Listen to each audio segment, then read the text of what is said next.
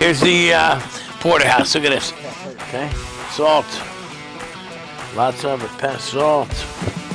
Lots of it. Pepper. On the grill goes the Porterhouse. High side. Why? Because why are we on high side? We're building a crust, caramelized crust. Next, a Caesar salad with shrimp. I paint them with Caesar dressing. Add a little bit of pepper, a little red pepper flakes, because I'm on a kick, a little salt, right? We're gonna paint these too. Get it all in there. So we're gonna just put a little char on the salad. You need high heat, otherwise the lettuce will wilt before you get a brown on it. Okay, steaks are looking good, shrimp are looking good. Got some croutons.